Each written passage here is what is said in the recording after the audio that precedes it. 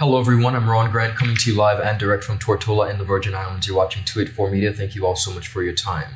The Youth Empowerment Center in the British Virgin Islands, believe it or not, is this year celebrating 20 years of youth empowerment. We are joined by the Executive Director, Mr. Stacy Mather, also known as Chief Kid, along with the new Deputy Director, Ms. Bianca Dougan, to speak about the 20th year of anniversary and the impact that YEP continues to impart on the next generation. We'll be right back after a quick commercial break. Some claim that the age of a true gentleman is far behind us, but we disagree. He may appear in different guises today, but the values and ideals that make him a gent still stand. The Art of a Distinguished Gentleman by yours truly, Ron Grant, presents Season 7. Introducing Travi Rose, Creative Director, Alex Lake, Businessman, Sean Black, Cinematographer, Dakari Wheatley Adams, Content Creator, Donandre Millwood, Educator and Musician, Hashim Dream, Entertainer, James Todman Sr., Contractor, Dr. Albert Tompkins, Psychotherapist, Walter Barrett, Author, Rakim Todman, Producer and Engineer, Kamal Letson, Photographer, Roosevelt Smith III, Sales Manager and Hospitality Professional, Leland Abraham, IT Technician and Cybersecurity Analyst. The Art of a Distinguished Gentleman, Season 7, every Wednesday at 8 p.m., exclusively on 284 Media.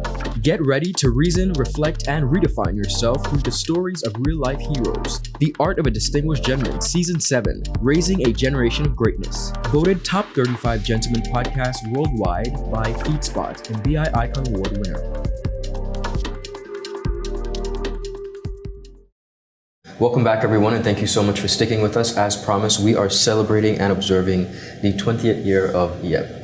Ms. Dougan and Honorable Mather, thank you for your time and welcome to our studios. Thank you for having us, Ron. Thanks for having us. 20 years is quite a heck of an accomplishment. Honorable Mather, I want to begin with you. You were, of course, at YEP from the very inception. As you reflect on the impact this program has continued to have on the next generation, what are you most proud of? Ron, sometimes I have to give myself a reality check because I can remember when I started working on YEP, I had a yellow pad in my bedroom writing the ideas of what YEP could look like, what it could be. It was a daunting task because the BVI had a need, but what would be needed to fill that need and what it would look like was completely a risk. Now, for example, yesterday I was coming out of the bank and a former YEPie who's now a grown lady and she has a child who attends YEP is saying to me, I'm so proud because she's able to share what she experienced with her son. So that continuity of young people who have gone to YEP, who are now adults and can testify and say, this program was all of this for me. It was a home, it was a fun place, it was a place where I could grow, a place I could be myself, a place I could feel protected, but above all, it was theirs. And over the last couple of weeks, we've been doing some flashbacks and you can see young people sharing and saying, YEP was awesome, YEP was the place to be. So that impact that is still existing where you had a 10-year-old who's now a 28-year-old or whatever saying, hey, I love this place and I still have fond memories and I want to see it continue. That's the impact. That's what gets me bubbly inside. Amazing. Now, for those persons who may not know, you hinted about the grassroots beginning, but put that into perspective. Give us some background on how YEP came to be. So this was in 2003, 2002. I was working at the Ebenezer Thomas Primary School in Seacoast Bay. And I had just finished my graduate degree and I wanted to become a principal. But I was told by the ministry at the time, the department, that I was too young. And I would have to wait a few years. And I had a friend of mine, Noni Georges, who was having conversations with Dr. Pickering. At that time, he was in office, and Dr. Henry Jarecki about what could be done. There was a lady working on Guana Island, and her son was involved in foul fights and dog fights and everything. And she would not be able to monitor him at home. And Dr. Jarecki, Noni got involved in it. I think at the time, it was a question of how could they reduce the latchkey children in our territory, children who are unsupervised. So Noni pointed me towards Dr. Jarecki. I had a series of meetings with him and he said, go figure out something. And I wasn't sure where it would go. but it became something where I did some research. I did quite a few interviews with him and people from overseas. I had to present my ideas with him to the cabinet of the Virgin Islands at the time. And eventually he donated $1 million. Dr. Pickering, Honorable Alvin Christopher at the time, was able to help us get some land in the area. And we went to work. And we started construction, I think, in 2005. There was a cement shortage. We finished in 2007. We wanted to open with 40 children. We had 80 children, and we've always been surpassing what we're supposed to do, because when a child comes to you and they look up at you and they said, "Can I come?" What are you supposed to say, Ron? Yes. Exactly. Absolutely. Well, congratulations to you and the entire team. Of course, joining us is also the new Deputy Director at the Youth Empowerment Center. Ms. Dougan, in this present role as the new Deputy Director, hindsight, vision is 2020. What are you most looking forward to in helping to lead this organization? Well, as Mr. Mather said, Ron, the foundation has been laid, and it is my hope that in the next 20 years that I'm able to carry on this legacy. As he said, continuation. So continuation of great things. Great things happens at YEP. Just a continuation. Beautiful, beautiful. Now we're observing 20 years, and of course that is going to come with a lot of activities. I hear you have quite a bit planned. Tell us about the activities that will help us to commemorate the 20th year. Okay, so for the 20th years and for our anniversary, we have a Spirit Week. Okay. The Spirit Week is going to begin May 5th and it's going to end May 10th. On the 5th, we're having our the YEP Day. So we're asking the community to please wear YEP colors such as orange, gray, black, or white. And also, if you have a YEP branded t-shirt, we would like you to also wear that t-shirt as well. So it's YEP Day on the Monday. On the Tuesday, we're going to have a Fill Pantry Day. We have selected the District 7 and 8 pantry to be filled. So we're asking that the community to please bring donations. Donations are accepted. You could bring them to YEP itself, and then we'll take them to the pantries of the 7th and the 8th district.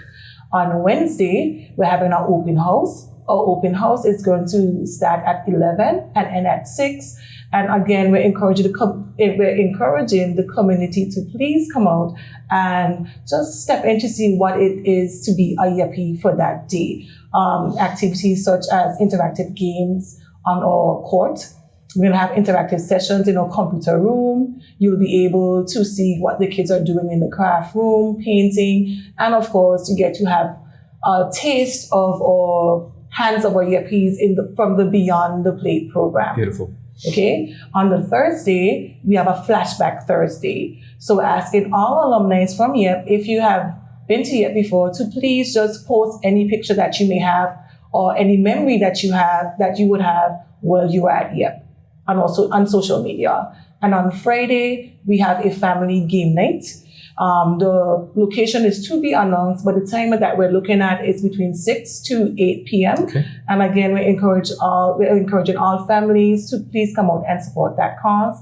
On Saturday, we would like to do a colorful walk run, where the walk is going to begin from YEP grounds. Our first stop is the Willow Whitley Primary School, and our next stop is the Beef Island Beach, and we return to YEP, where we're going to have a time capsule ceremony. So with this time capsule ceremony on the compound at YEP, we're hoping to just bury different memorabilia of YEP. So again, one of the key things to note with the time capsule is we're asking our present YEPies to write a note to their 20-year self. Wow. So beautiful. Yeah. Well, that sounds like quite a Spirit Week, quite a bit in store. And of course, we look forward to celebrating the entire community, celebrating with the YEPies in this just a remarkable celebration of true excellence. Chief Kid, as they call you, I have to ask you, recently we would have breaking ground in Virgin Water. I'm not sure if you're able to speak on that. Where are we with that project? So an announcement should be coming on that within the next few months. Okay. That project is going ahead. We've got tremendous support from Unite BVI, and I want to thank the team of Unite BVI for everything they've done in supporting YEP over the years, and other donors over the years. We've had a lot of persons who have been in support of YEP, whether it's financial or in kind, and I just want to take this opportunity and say thank you to all of them for believing in the vision and the great work that we do at YEP. So yeah, there will be an announcement coming soon. I don't want to speak on it, but I do appreciate you bringing it up because it is paramount. It's been 20 years, and we had hoped originally to have 8 of them across the territory, but that has not been something that was accepted initially. And now that we have a partner in Unite BVI willing to step in and make that happen for us, we're hopeful that in the coming months there will be an announcement or there will be some sign that will indicate movement. Understood. I have to ask you both, when you look at the legacy of YEP and all that you've been able to accomplish, what do you say to the community, parents, students who may just be observing and looking on? Maybe they have attended YEP or not, but what do you say to them in the community's role to support an initiative like YEP and others? Ms. Dougan? So what I would say is numbers don't lie. And over the 20 years, about over 10,000 young people has gone through the YEP program. So what I would say to the community is, if you can, just continue to support and be that extra hand. Because of course, with numbers, we need a support. And on our end, we're going to continue to put our best foot forward to continue to provide a safe haven for young people to express themselves and be the best that they can be. Exceptional. Ron, I grew up in Longbush and I was raised by a village. The BVI that we once had where a village raised children has changed. When you take an ecosystem like YEP, which is a building, you have a compound and children feel ownership in it. It's like a second home. You can get results. And YEP has demonstrated that we're able to produce results. It is unfortunate that YEP has not gained the kind of partnerships, like the public-private partnerships that maybe other entities have gained. And I have long said that when a child is actively engaged in the afternoon or on the weekends, a parent is able to work, so you have a better employee. So in our country, when we understand that you have a legacy of 20 years, and this is why when I spoke earlier of parents who send their children to YEP now and they have a peace of mind, it is proven. When I speak of the legacy of YEP, it's the proudest thing that I've done in my life thus far. And I'm grateful to have someone like Ms. Dougan who can now carry it to lengths that maybe I have not been able to do it. And I'm looking forward to other people jumping on the bandwagon of YEP and being able to carry it someplace that makes more young people, more families, there's greater impact. And also where the territory itself starts to say, hey, you know what? We have one of the largest running youth programs in the region. 2 decades now and counting. And I hope that the community itself continues to support us, because at the core of YEP is free programming for children. And when a parent doesn't have to worry about paying for an Easter program, a summer program, a Christmas program, it's a wonderful thing to give an ease. But also, it's something that gives the community a sense of giving back. And I would like to see youth programming in the BVI being subsidized to the point where families are not worrying about it as much, especially the ones that need it. Because we have one center, hopefully to have 2 soon, but there are other people who are doing youth work.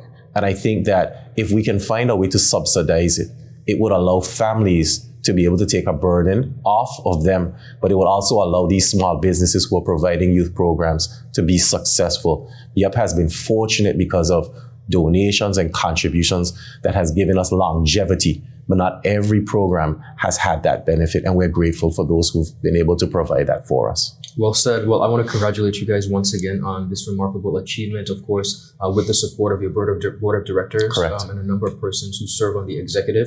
Congratulations, and continue doing exactly what you're doing, imparting wisdom and knowledge to the next generation. Congratulations. Thank you so much. You're most welcome. Viewers, that is all the time we have. As you heard, YEP is celebrating 20 years of youth empowerment in the Virgin Islands, and you're encouraged, if you can, to support the program and the Spirit Week activities in any way. Have a beautiful rest of the day. Goodbye.